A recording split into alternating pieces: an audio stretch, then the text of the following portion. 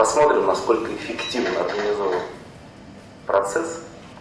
Выслушаем наших коллег, руководителей регионов, губернаторов, какие есть проблемы, которые, на ваш взгляд, работе мешают или сдерживают ее. В Магасе прошло селекторное совещание по стратегическому развитию и национальным проектам под председательством премьера Дмитрия Медведева.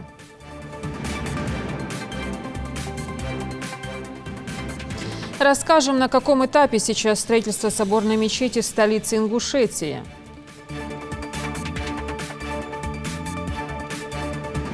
Копия паспорта, медицинский полис, медицинская справка 086, НИЛС, ИНН, фотографии 3×4 и, конечно же, обязательно аттестат об общем образовании. Это перечень, с которым абитуриент может прийти в колледж сервиса и быта. Там сейчас прием документов на поступление.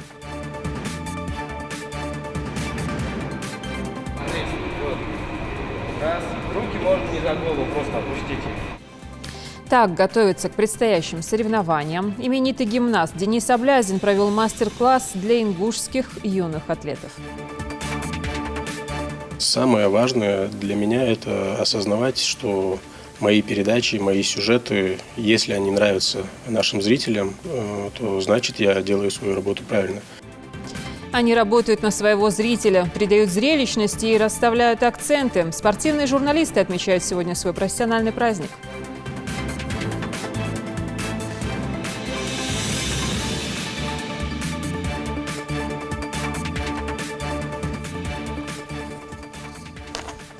Это новости 24. Добрый вечер. Временно исполняющий обязанности главы Ингушетии Махмуд Али Калиматов принял участие в заседании Президиума Совета при президенте РФ по стратегическому развитию и национальным проектам под председательством премьера Дмитрия Медведева. Были рассмотрены вопросы реализации национальных проектов в субъектах страны. Медведев отметил, что новые больницы, школы, дороги и многое другое, что предусмотрено в рамках национальных проектов, должны появляться именно в регионах. При этом он обратил особое внимание на персональную ответственность глав регионов за эффективность реализации нацпроектов. Эта работа, по мнению премьера страны, не требует промедления, особенно в летний сезон в области капитального строительства. И все инструменты для эффективной работы у руководителей субъектов есть. Прошло уже достаточно времени с момента начала работы. Где-то можно и какие-то итоги подвести. Посмотрим, насколько эффективно организован процесс. Выслушаем наших коллег, руководителей регионов, губернаторов, какие есть проблемы, которые, на ваш взгляд, работе мешают или сдерживают, и какие усилия нужны, чтобы работа шла быстрее. На реализацию 12 национальных проектов и комплексного плана модернизации инфраструктуры мы предусмотрели значительные деньги, вы цифры все знаете. Обращаю внимание всех руководителей. Лето уже, идет самый пик строительного сезона, и все инструменты для эффективной работы у вас есть. Двигаться можно и нужно быстрее. По итогам заседания Махмуд Али Калиматов подчеркнул, что реализация национальных проектов в регионе должна положительно сказаться на качестве жизни граждан. Речь идет о решении приоритетных задач в сфере образования, здравоохранения, культуры, экологии, жилищного строительства, малого и среднего предпринимательства. Медресе, исламский центр, общежитие – все это возводится на территории соборной мечети в Магасе, где в будущем смогут одновременно молиться более 8 тысяч прихожан. Строительство идет по плану. На объекте сейчас трудится 3 десятка рабочих. Ирина Цичуева подробно расскажет о проекте мечети. С 3-го этажа открывается прекрасный вид на весь город Магас. Этот религиозный объект станет центром притяжения мусульман региона и не только. Для того, чтобы успеть сдать объект в указанные сроки, рабочие трудятся на совесть. Заливка бетона – один из самых эффективных способов сделать надежное и качественное перекрытие. Такая потолочная конструкция, как правило, служит долго. Поэтому не случайно рабочие решили соорудить именно такое полотно. Заранее был смонтирован каркас из арматуры. Более 30 рабочих заняты возведением соборной мечети в Магасе. Второй этаж. Завершение бетон в таком темпе. Сексуал бохби ханляшина, етемдиона, геттич ох кыча бидох мэжик метиги диона, изыл темпхан метик пока яцен. Ханстаган агары бадбу ба бох последний завершающий этапир тхонляха. Соборная мечеть рассчитана на более 8 тысяч прихожан. Это скорее духовный центр. Здесь будут обучать основам религии в медресе. Помимо прочего, будет создан исламский центр общежития. После основных работ приступят к внутренним. Стены распишут художники. Говоря по оформлению, из предложенных 3 вариантов жители выбрали один. Дизайн строящейся мечети выбирали сами жители республики. Именно они решили, что купола должны быть золотистого цвета. Помимо прочего, каждый минарет будет 55 метров и выполнен в форме ингушской башни. Центральный купол будет соединен небольшими куполами в форме полумесяца. Тем временем полностью смонтирован внутренний каркас на всех этажах. Пока одни рабочие на крыше, другие заняты внутренними строительными работами. При строительстве используют самые качественные материалы. Арматурный бетон был, даже позволяющий расстояние между арматурами, даже еще ближе есть. Бог я Бог болуже цакварадим он проблем хне значит он ёжил молла ёжил сроки духох алмары кезге хыёх гёчиш дел ахетимес. Своих первых прихожан соборная мечеть в Магасе примет уже в конце 2020 года. А пока рабочие трудятся, чтобы успеть в срок. Лина Сычуева, Султан Булгучев. Новости 24. Несоблюдение скоростного режима, отсутствие четкого расписания движения и нарушение правил при посадке и высадке пассажиров. Это, как правило, стандартный набор нарушений, характерных для так называемых бомбил. Безопасность пассажирских перевозок сегодня проверили сотрудники ГИБДД и Ространснадзора. О результатах проведенного рейда в репортаже Идриса Ижеева. Общественный транспорт – один из самых доступных способов передвижения по всему региону. Большой пассажирский поток привлекает соответствующее количество водителей. Дело ответственное, ведь от профессионализма шофера зависят десятки жизней. В таком доходном бизнесе нередки нелегальные перевозки. Мероприятия по выявлению недобросовестных перевозчиков уже стали традиционными в Ингушетии. На этот раз сотрудники ГИБДД и Ространснадзора устроили проверку на одном из самых оживленных участков автодороги города Назрань. Соответствие транспортных средств установленным требованиям, стандартам и в том числе пресечение нелицензированной деятельности лиц, занимающихся данной отраслью. А вот и первые нарушители. Требования к водителям строгие. Наличие документов с категории «общественный транспорт» не дает права заниматься извозом. Также одно из золотых правил – безопасность. Аварийная дверь должна быть исправна и открываться без усилий. Вышло постановление правительства 195 от 27.02.2019 года, где четко прописано, что с 1 марта все собственники, юридические, индивидуальных предпринимателей для собственных нужд, у кого был транспортное средство автобус Н2, Н3, они должны иметь при себе лицензию. И без права лицензии они не имеют права перевозить пассажиров. Без лицензии могут ездить только автобусы, которые занимаются перевозками для госструктур или не выезжают на дороги общего пользования. В остальных случаях, если лицензия не будет оформлена, перевозчика ждут штрафы. Если он будет отсутствовать в реестре, у него не будет лицензии, его будут наказывать по статье 14.1.3 нарушение условий лицензирования. Это штраф на юридическое лицо 100 000. Проведение рейдов, взыскание штрафов, лишение прав и даже изъятие авто. Все эти меры коренным образом ситуацию не изменят, если сами водители не начнут проявлять элементарную сознательность, благодаря которой легче станет соблюдать закон. Инспекторы на это очень надеются и продолжат нести надзорную вахту. Идрис Ижиев, Магомед Даскиев, Новости 24.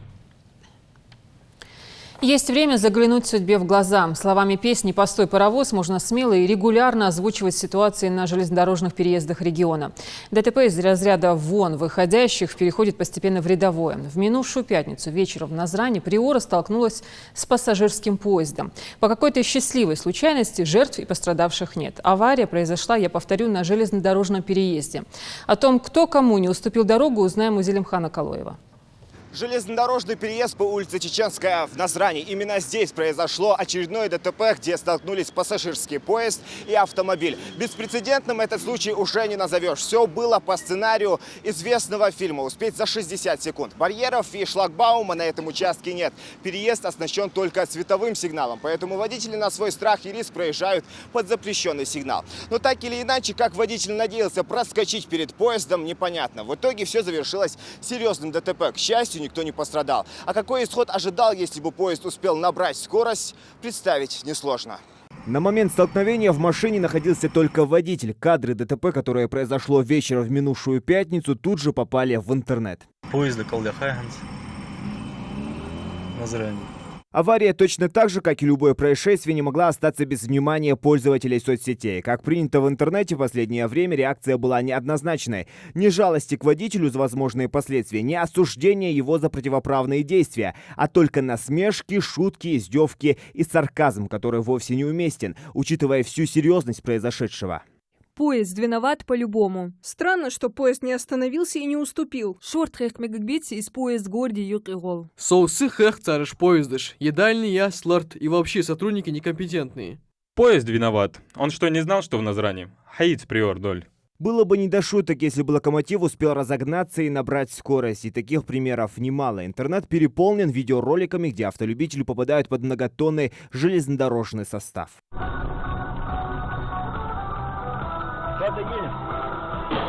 А вот видео, снятое несколько лет назад в Ингушетии. Поезд уступает право движения нерадивым автомобилистам. Это уникальный случай, и такое нетерпение заносчивых ингушских лихачей вызывает скорее сожаление, чем смех.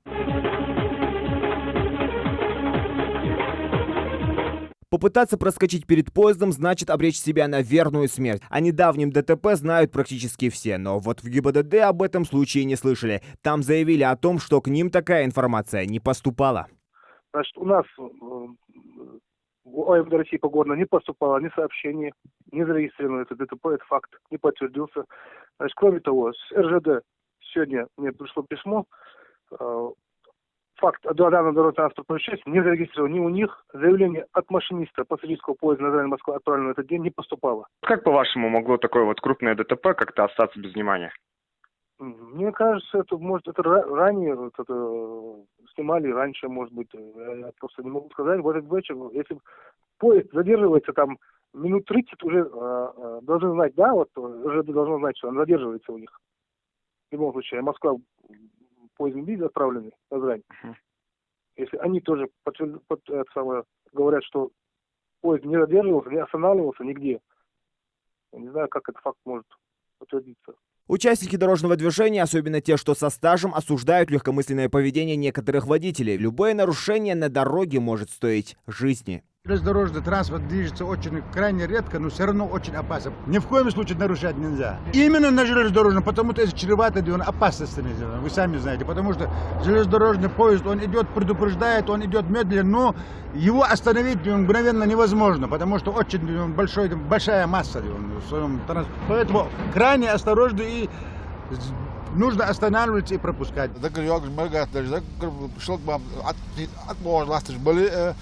وده زي لقط لاثر وده لاثر وسجن تشم ديسباتشر ولا قشلك بعد مور ولا دور عشان غش في نحكينا اي صابر دي شو حقدينا ها شو قدي على بكوان شو قدي على ده طلعت جو جاري شق بعد مور بريورا عتي ها بريورا تخوسو تباتي على غلط غش خيداب تشكينا كاج دي دينا почти что ситуация именно приезда نقل شو против движения حاج خاكي ده لا يلقش هو طاغ ديغر دوت خنرش في ترشل مليل دي خارطة مليل نيس شنقه حي غلغة والجا حي إذل والجا مسلوح مدحوق يعني ديغر دوت آخر تسكيشناك. Некоторые водители, дальтоники, там зеленый, красный, не видят абсолютно, даже внимания даже не обращают на эти светофоры. Конечно, перед это опасный участок. Без шлагбаума железнодорожный переезд, стоит знак «Стоп». Он должен остановиться, посмотреть налево, направо, убедиться, потом только должен переезд, железнодорожный переезд. А со шлагбаумами там уже светофоры стоят, и шлагбаум закрыты, там тем более вот. Всего в Ингушетии 4 железнодорожных переезда. Это априори зоны риска, но понимают это не все. Единственный переезд, оборудованный барьерами, находится в центре Назрани по улице Московской. На то, чтобы переждать поезд, уходит всего несколько минут. Именно они обеспечат вашу безопасность. Бравада, лихачество или просто беспечная спешка. Любой подобный прецедент — это прежде всего нарушение российского законодательства, за которое можно понести серьезную ответственность. Это в лучшем случае. В противном просто лишиться своей жизни и жизни пассажиров своего своего авто. Такие примеры и другим водителям дают зеленый свет на совершение преступления подобного характера. А это, несомненно, преступление, которое должно караться законом. Зелимхан Калоев, Магомед Белакиев, Новости 24.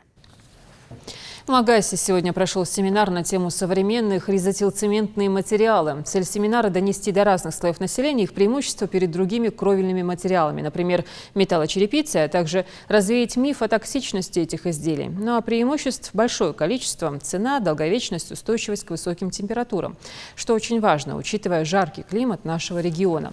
Резотилцементные материалы широко применяются в сфере ЖКХ и других отраслях промышленности. Самый известный продукт – это кровельный материал под названием шифер. Колледж сервиса и быта начал прием документов по 8 направлениям. Сестринское отдело, юриспруденция, секретарь, закройщик, повар-кондитер, дошкольное образование, преподаватель начальных классов, младшая медсестра по уходу за больными. В этом году учебное заведение предоставит 220 бюджетных мест. Конкурс на отдельные специальности большой, по 10 человек на место. Об этом подробно расскажет Диана Дударова. С 1 июля для абитуриентов свои двери открыл и Назрановский колледж сервиса и быта. Здесь для них заботливо предусмотрели вот такие указатели, которые ведут к аудитории приема документов. А приходить сюда без такой папки смысла нет. В ней обязательно должен быть вот такой перечень документов. Копия паспорта, медицинский полис, медицинская справка 086, НИЛС, ИНН, фотографии 3×4 и, конечно же, обязательно аттестат об общем образовании. А в этих стенах абитуриент уже заполняет личную анкету. Специальная комиссия в составе 4 человек консультирует по каждому пункту. Здесь дают более полное представление по направлениям, которые предлагают будущим студентам. Дата рождения и заявление ты пишешь, на базе какого ты класса поступаешь, специальность, дата и подпись. Абитуриентка Лейла Цичуева уже определилась с выбором будущей специальности. Она хочет стать медицинской сестрой. Мотивацией послужило желание быть полезной окружающим. Мне нравится эта профессия. Я хочу помогать людям. Поняла это с детства. Это очень ответственная работа. Надеюсь, до Энделя я справлюсь.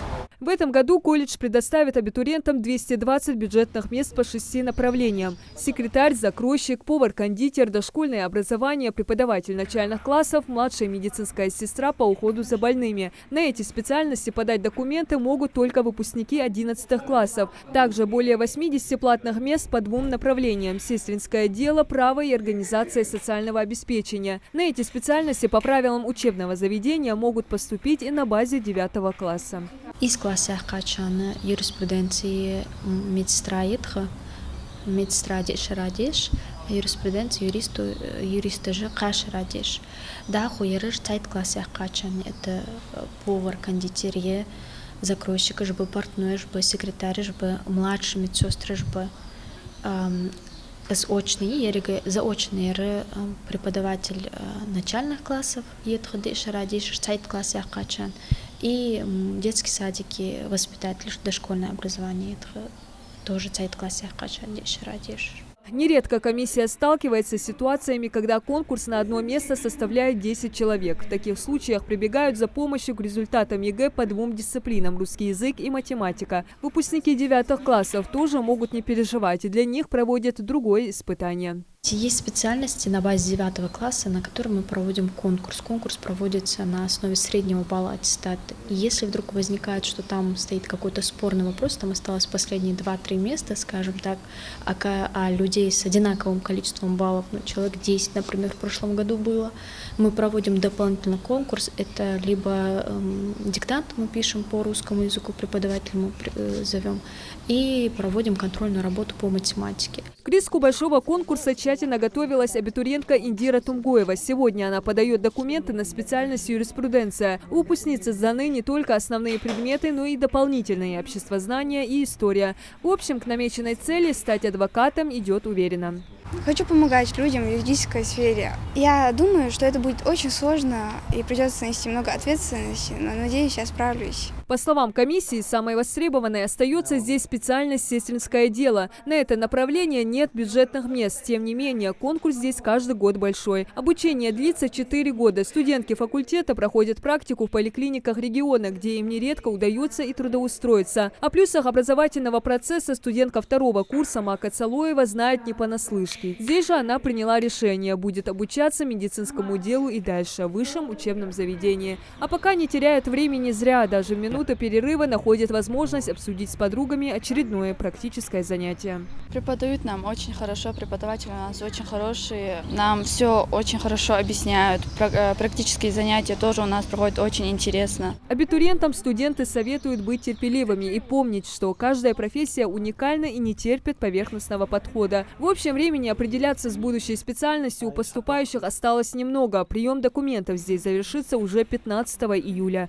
Диана Дударова, Рахман Суров, Новости 24.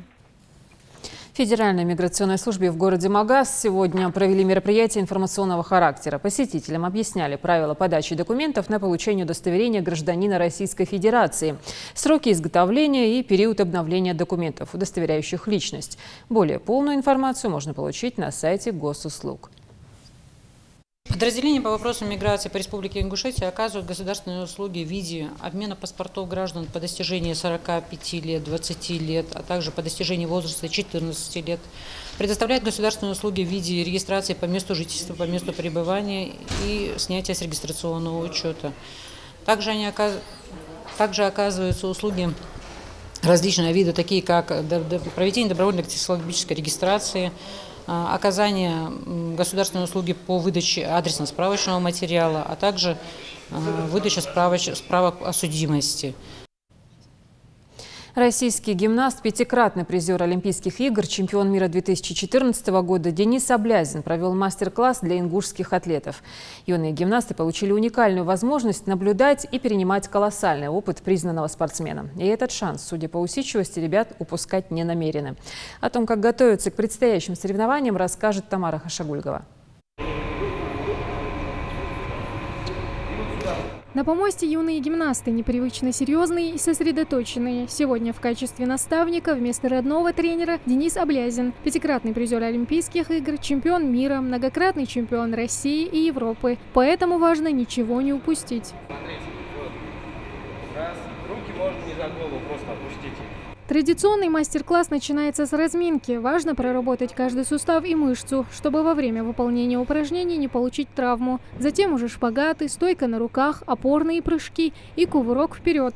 Это, кстати, любимое упражнение Сайфулы Картоева. Он в гимнастике уже 2 года. По словам тренеров, мальчик подает большие надежды. Сегодня у нас акробатика, сегодня мы учим акробатические упражнения на дорожке. Теперь мне нравятся такие мастер-классы, я жду его еще раз. Денис Аблязин, на которого так хотят равняться наши гимнасты в республике, уже несколько дней. Приехал сюда в качестве судьи на первое открытое первенство СКФО по спортивной гимнастике МАГАЗ-2019. Решил задержаться и провести занятия с ребятами. Очень понравился мастер-класс.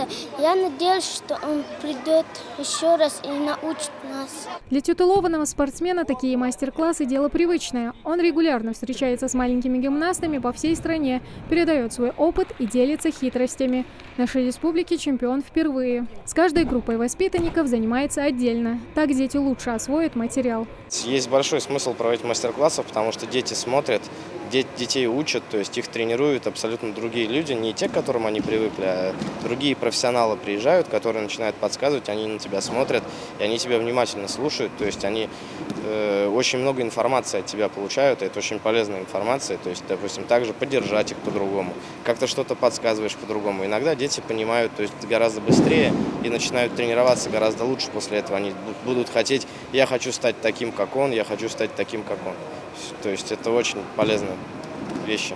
Такие открытые мастер-классы – хорошее подспорье не только для маленьких гимнастов. Тренеры тоже учатся чему-то новому, берут что-то на вооружение. Поэтому надеются, что такие уроки станут привычным делом и будут проводиться регулярно. Работать с таким человеком нам, тренерам, детишкам, очень полезен, так как этот человек повидал много в мире спортивной гимнастики, у него есть колоссальный опыт, которым он готов делиться, и который есть мы, которые как губки готовы впитывать всю эту информацию. Гостю тоже понравилось, и вот есть устная договоренность, что это не последнее его посещение нашей республики. Вот будем в дальнейшем развивать и приглашать не только Дениса Аблязина, но и его друзей, коллег и других именитых спортсменов. Уже подрастает новое поколение гимнастов. Теперь перед ними уже живой пример, на кого им нужно равняться и к какому результату стремиться, чтобы в скором времени имена ингушских атлетов зазвучали на всю страну. Тамара Хашагульгова, Магомед Белакиев, Новости 24. Спорт сегодня достиг колоссального размаха. Огромное количество направлений, множество турниров, чемпионатов, соревнований, события на областных, государственных и мировом уровнях. Все это надо кому-то освещать. И именно поэтому и появилась такая профессия, как спортивный журналист. Сегодня они отмечают свой профессиональный праздник. Эфир НТРК «Ингушетия» заполнен спортивными программами. Оно и понятно, Ингушетия – край чемпионов. О том, кто пропагандирует здоровый образ жизни, расскажет Светлана Томова. Продемонстрировать свои навыки обращения с мячом именно в футбольной составляющей решили сегодня альпинисты, которые собрались в Джейрахском районе Горной Ингушетии. И, разумеется, задача выиграть Лигу чемпионов или Премьер-лигу в Англии или Италии перед этими ребятами не стоит. До окончания чемпионата России по альпинизму остается не так много времени. Практически каждая из команд уже совершила по нескольку восхождений, которые пойдут в итоговый зачет в турнирной таблице. Наверняка постоянный зритель национального телеканала узнает спортивного журналиста Тамерлана Хамхоева не только по внешности, но и по голосу. Им были озвучены и прокомментированы многочисленные мероприятия в нашем регионе. Тамерлан – сотрудник, всегда находящийся на спортивной передовой. По его словам, спорт плотно вошел в его жизнь. Работа именно в этой сфере приносит ему настоящее профессиональное удовлетворение. Изначально, когда я пришел на телевидение, я работал в новостном отделе. Это был для меня колоссальный опыт, но впоследствии я понял, что мне гораздо ближе спорт, спортивное направление, и оказался вот таким образом именно в этом отделе. Но, сказать честно, я немного скучаю по новостным сюжетам, но, тем не менее, то, что мне ближе, я думаю, я надеюсь, зрители оценивают, и у меня получается неплохо, я надеюсь. Дзюдо, футбол, бокс, смешанные единоборства. Спортивная жизнь республики разнообразна. Яркие спортивные мероприятия республиканского и межрегионального характера проходят в Ингушетии регулярно. Сидеть без дела журналистам спортивной редакции национального телеканала точно не приходится. Каждому материалу у Тамерлана Хамхоева свой особый подход. Да, друзья. За 30 секунд до окончания этого поединка сумел все-таки Джабраил Султыгов сконцентрироваться, скоординироваться и взять как нужно ему. Самое важное именно в спортивном направлении – это найти правильный подход к спортсмену, который занимается определенным видом спорта. К футболистам, например, нужен свой подход, к бойцам ММА свой подход, к детям, к взрослым, каждому по-разному. Например, мне легче всего работать именно со спортсменами именно в футбольном направлении. Самое сложное, пожалуй, это уговорить, как ни странно, спортсмена разговаривать, потому что эти ребята специализируются только на том, чтобы заниматься спортом, и не особо привыкли именно наши ребята, ингушские, я имею в виду, разговаривать на камеру. Приходится как-то растормошить и разговорить немножко. Мобильность и активность – именно этими качествами должен обладать спортивный журналист. Корреспонденты этой редакции показывают все, что связано со спортом, пропагандируют здоровый образ жизни. С каждым годом наши журналисты совершенствуются, стараются заинтересовать свою целевую аудиторию. Впереди у этих ребят первые летние соревнования в этом году. В какой форме они к ним подойдут, покажет время. Для этих спортсменов секрет успеха прост. Тренировки, тренировки и еще раз тренировки. Самое важное для меня – это осознавать, что мои передачи, мои сюжеты, если они нравятся нашим зрителям, то значит я делаю свою работу правильно. Если они не нравятся, то мне надо расти дальше. Следовательно, это и есть для меня самое важное. Их работа непроста, но вместе с тем и интересна. И этот самый интерес людей к здоровому образу жизни делает спортивную журналистику одним из перспективных направлений СМИ. На сегодняшний день в спортивной редакции национальной телекомпании работает всего 3 человека, каждый из которых выпускает по 5 программ в неделю. Все они прекрасно справляются со своей задачей. И все же, как отмечает Тамерлан, без казусов не обходится, пожалуй, ни одно мероприятие. Часто возникают внештатные ситуации именно на футбольной такой стезе, потому что часто бывает, что на матч Ингушта ты едешь, вроде бы тебе отдают один стартовый состав команды, но потом игроки выходят на поле, оказывается, что совсем другие. И чтобы не попасть в просак, приходится как-то приспосабливаться, узнавать футболистов по номерам на футболках и как-то чуть более в другом русле действовать. Любой вид спорта – это сплошные эмоции, радость побед, горечь поражения, разочарование и надежды на будущие достижения. Словом, ребята из спортивной редакции не видят свой день без выездов и свежих новостей. Светлана Томова, Султан Булгучев. Новости 24. Уникальная природа, жаркое лето, чистый воздух, десятки сверстников и, самое главное, каникулы. Это вкратце об отдыхе в оздоровительном лагере Арымхи. Он принял уже второй поток детей. Здесь для отдыхающих подготовлена разнообразная программа для развлечения и досуга. Но молодежь сосредоточена в основном на вкусной еде. Особенности рациона местной здравницы в репортаже Тамары Хашкульговой.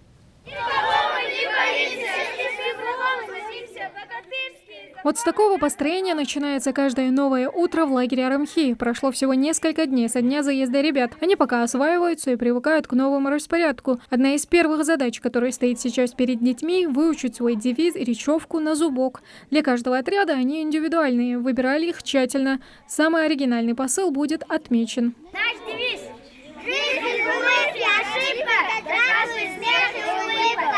Лето – время веселых игр, развлечений и полной свободы от учебы. В детском оздоровительном лагере скучать не приходится. Каждый день расписан по минутам. Веселые игры, бадминтон, качели, футбол, волейбол для самых непоседливых. Для любителей спокойного отдыха – рисование, кружки по декоративно-прикладному искусству, шашки. Амаль Мамилов хочет охватить все. Он уже успел с товарищами погонять мяч. Теперь очередь за шахматами. Я приезжал в этот лагерь уже 2 раза, и меня потянуло приехать сюда 3-й раз.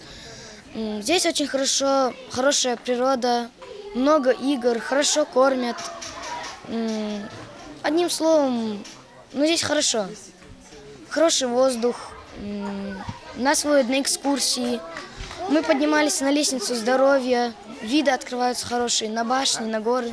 За веселыми развлечениями время бежит незаметно. Хорошенько нагуляв аппетит, ребята стройной дружной шеренгой идут в столовую. Обедают воспитанники, кстати, на улице, на свежем горном воздухе. Питание здесь 5-разовое. Завтрак, обед, ужин, а также 2 полдника, чтобы никто не остался голодным.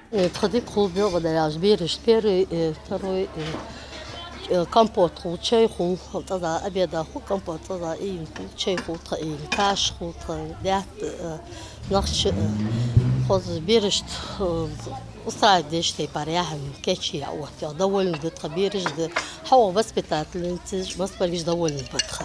Полдник, я отхожу, ажиж, печенье, йогурт, сокож, масяхам хубирш. Даже хай, мышно, хай, гуш, каждый масяхам хубирш. Лучшим доказательством того, что кормят здесь вкусно и полезно, служат пустые тарелки и счастливые, сытые лица воспитанников. Здесь очень хорошо, нас здесь каждый днями кормят. Когда меня просят о добавке, я всегда ее беру. С нами еще смотрят, чтобы мы не были всегда голодными. Летний лагерь – самое подходящее место для отдыха детей. Здесь всегда интересно, шумно и весело. Опытные воспитатели уделяют большое внимание своим подопечным. Помимо основных занятий, ребятам устраивают различные конкурсы. Так дети могут раскрыть свои творческие способности или развить лидерские качества. Я сейчас делаю розочку. Сначала надо сделать 2 круга. Сначала большой, внутри маленький. Потом из полосочек надо делать вот такие формы, а потом наклеивать внутрь, пока не получится цветок. Очень много сделано с детьми.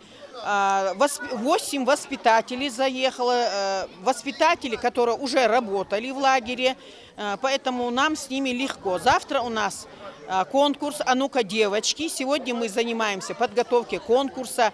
И дети показали сегодня, на что они способны. Вторая смена в лагере только началась. Продлится она 21 день. Этого времени вполне достаточно, чтобы подправить свое здоровье на свежем горном воздухе, завести новых друзей и просто хорошо провести свои летние каникулы, не думая об уроках и домашних заданиях. Тамара Хашагульгова, Джамалиил Тамасханов, Новости 24. Следите за новостями на канале Ингушетия и до встречи в эфире.